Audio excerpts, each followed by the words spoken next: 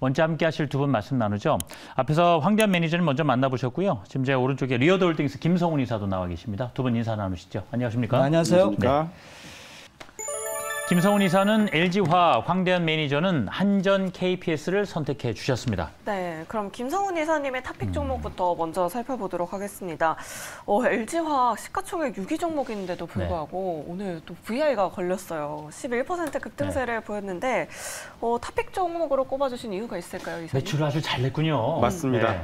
LG화학 참 가지고 계신 분들 그동안 많이 답답하셨을 것 같은데 맞아요. 오늘 시원하게 상승세를 좀 보여줬습니다. 일단 3분기 실적 발표가 나왔고요. 그리고 워낙에 잘 나왔습니다. 그동안은 실적을 확인하고 좀 움직이자는 어떤 그런 수급적 요인이 있었던 것도 사실이었고요. 이 또 하나가 저희 크게 세 가지로 한번 구분지어서 말씀을 드려볼 수 있을 것 같습니다. 일단 첫 번째로는 이 LG화학은 포스코 케미칼과 다르게 석유화학 시황에 대한 영향을 받을 수밖에 없습니다. 그런데 최근에 롯데케미칼, 대한유화 그리고 금호석유 주가 흐름 여러분들 보셔서 아시겠지만 저점을 어느 정도 확인했다라는 느낌을 여러분도 받으실 수 있을 것 같습니다. 역시나 이번 실적 컨퍼런스 콜에서 LG화학 측에서도 올 4분기를 저점으로 석유화학 시황은 돌아설 것 같다라는 의견을 좀 보여줬습니다. 그렇다면 남은 것은 이제 배터리 분야겠죠. 다시 말해서 양극재 분야인데요. 이번 어닝 서프라이즈에서 양극재 분야의 실적이 너무나도 잘 나왔습니다. 그동안 양극재 대표성으로 우리 포스코 케미칼이라는 기업이 지수 하락과는 반대로 꾸준하게 올라가는 정말 강한 모습을 보였는데요. LG화학도 양극재의 어떤 밸류에이션을 다시 재평가를 받고 있습니다. 이게 무슨 말이냐면은 전체 양극재 매출을 우리가 비교를 해보게 되면은 포스코 케미칼보다 LG화학이 매출 규모의 약 2배 정도 양극재 매출이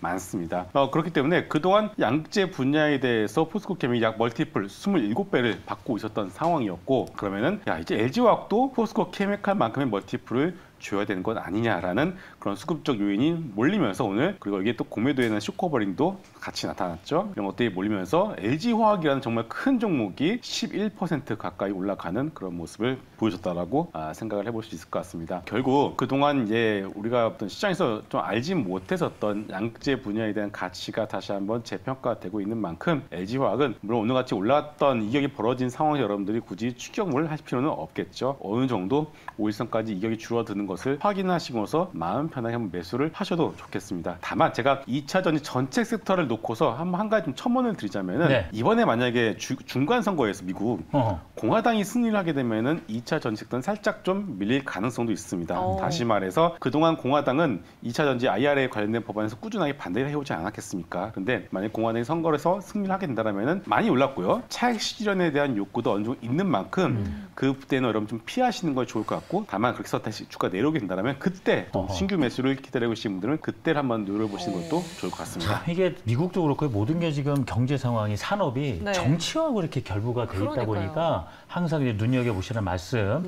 좀 주셨습니다. 지금 거의 근데 공화당의 승리가 점쳐지고 있는 상황 아닌가요? 지금은 엎치락 뒤치락 하고 있습니다. 네, 알겠습니다. 2차 전지 관련주 중간 선거 결과에 따라서 또 변화할 수 있다고 하니까요. 투자에 유의하시면 좋을 것 같고요.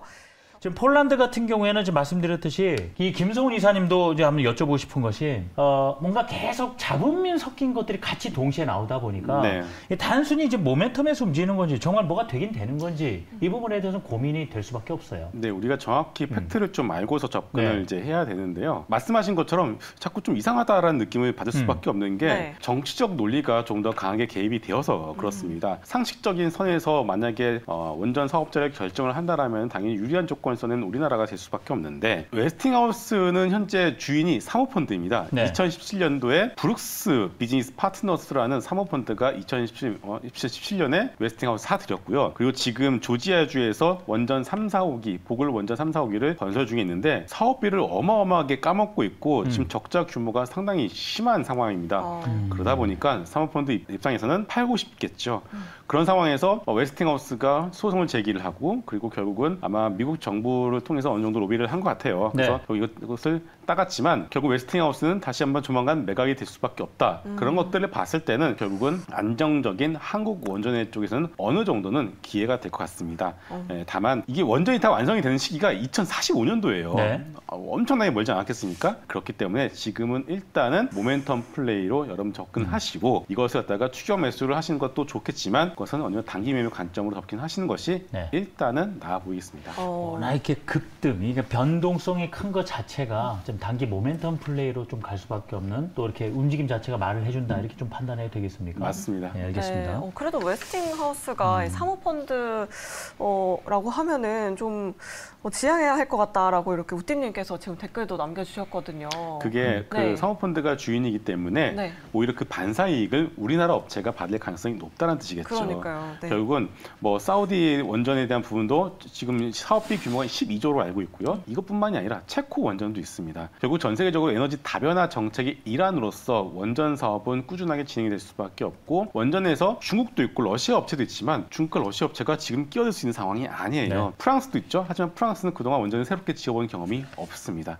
그래서 결국 우리나라 업체들이 가진 강점은 분명히 존재하나 기술적으로 봤을 때는 이격이 있는 건 사실이니까 그것을 감안하면서 접근하시면 좋겠습니다. 여전히 기회는 있으나 좀 더 좀 지켜볼 필요는 있겠다. 알겠습니다. 이제 나머지 세 종목에 대한 두 분의 의견도 확인해봐야 되잖아요. 자, 다음 종목이 이제 아모레퍼시픽으로 봐야 되겠죠. 화장품주가 이제 오랜만에 나왔습니다. 두 분의 의견 확인하겠습니다. 녹아주셨는데. 자, 그렇다면 김성훈 이사님께 한번 여쭤보도록 하겠습니다. 방금 말씀해주신 SK 아이테크놀로지와 그리고 아모레퍼시픽 아마 저는 섹터는 다르지만 거의 같다고 저는 생각을 합니다. 결국은 돈을 잘 벌지 못하고 있는데 너무 비쌉니다. 아모레퍼시픽 같은 경우에는 퍼가 아직까지도 30배가 넘어가고 있는 상황입니다. 우리가 2015년도 화장품 주식들이 날아갔을 때 우리가 그렇게 높은 멀티플을 줄 수 있었던 가장 큰 요인은 화장품 섹터가 내수주의 에서 수출주로 변신을 했기 때문에 우리가 그만큼 높은 멀티플을 줬던 것이죠. 그런데 지금은 어떻습니까? 중국 시장 내에서 아모레퍼시픽, LG생활건강, 해자를 가지고 있습니까? 아닙니다. 중국에 출장을 많이 가보시는 분들은 아시겠지만 상해에서 가장 큰 아모레퍼시픽 매장이 있었다가 지금은 제가 알기로는 없어진 걸로 알고 있고요. 그리고 그 자리를 중국 토종 화장품 업체들이 차지하고 있습니다. 고가 라인은 뭐 로레알과 시세이도 같은 종목들이 이미 차지하고 있고 중저가 라인 쪽에서 아모레퍼시픽과 LG생활건강이 좀 차지하고 있었는데 이 자리를 중국 토종 업체들이 밀고 올라온 것이죠. 결국 이런 것들을 봤을 때 물론 리오프닝에 대한 부분들도 기대감이 있을 수 있겠지만 아직까지 출주에서의 어떤 멀티플을 걷어내기가 좀 시간이 걸린다라고 봐야 될 것 같고요. 만약에 여기서 화장품 주식들이 좀 더 뻗어나가기 위해서는 미국 시장이나 유럽에서 새로운 아이템이 터지면서 다시 한번 K뷰티가 올라가야 됩니다. 근데 아직까지는 그런 부분이 없다는 것을 봤을 때 바닥은 잡았다라고 우리가 생각을 할 수 있겠지만은 시세 상승은 조금 무리지 않을까 싶습니다. 자, 계속해서 다음 종목도 살펴보도록 하겠습니다. 바로 네옴시티 관련주 세아특수강인데요. 두 분 다 노려주셨어요. 두 분 다 노려주셨어요. 자, 우리 김성훈 이사님께 마지막으로 여쭤야 되겠습니다. 지금 노주신 이유도 한번 들어보고요. 그럼 네옴시티 관련해서는 계속해서 지금 시장에 여러 종목들 돌아가면서 언급이 되고 있거든요.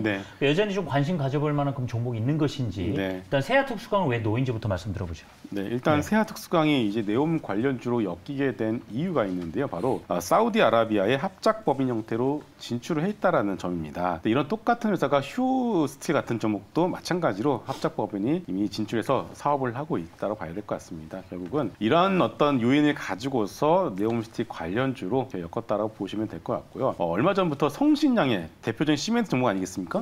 성신양해가 네옴 관련주로 급등을 하더라고요. 좀 어이가 없었던 것 같습니다. 시멘트를 거기까지 수출한다. 좀 그렇죠. 결국은 이제 네옴에 대한 테마가 하나둘씩 확산이 되어 가고 있는 이 과정이라고 여러분들이 이해를 하시면 될 것 같고요. 물론 한미글로벌 같은 찐수혜주는 있습니다. 그리고 유신과 히림 같은 종목들은 네옴에서 직접적인 수주를 받는 것이 아니라 삼성물산이나 현대건설 같은 어떤 건설사를 통해서 하청을 받는 것이 유신과 히림 같은 종목이고 한미글로벌은 다이렉트로 네옴 시사청에서 계약을 하고 있는 상황이거든요. 그런 것들을 봤을 때 한미글로벌이 괜히 52주 신고가를 계속 경신을 하는 것은 아닌 것 같습니다. 다만 그럼에도 불구하고 결국 일정 매매 관점에서 우리는 일단 접근을 해야 될 것 같습니다. 장 끝나고 사우디 빈살만 왕세자가 방한을 한다는 뉴스가 나왔고요. 결국은 이러한 것들이 겹치면 겹칠수록 이 테마의 단기 고점 가능성을 더 빠르게 알릴 수도 있다. 이렇게 보신다라면은 당연히 단기 매매 관점으로 접근하시고 현재 구간에서 펀더멘탈적으로 접근을 할 것은 아닌 것 같습니다. 네, 그럼 어떤 네. 종목도 접근하면 안 된다 이런 말씀이신가요? 아, 그건 아닌데요. 네. 일단은 대장주인 한미글로벌의 움직임 여러분들이 예의주시를 할 필요는 있을 것 같고요. 네. 좀 더 안정적인 종목을 원하신다라고 생각하시는 분들의 경우에는 차라리 뭐 현대건설이라든가 삼성물산, 물론 국내 건설 경기에 대한 노이즈가 있기는 합니다만 네. 충분히 싸져 있기 때문에 안전적으로 접근하셔도 좋을 것 같습니다. 네, 오히려 안정.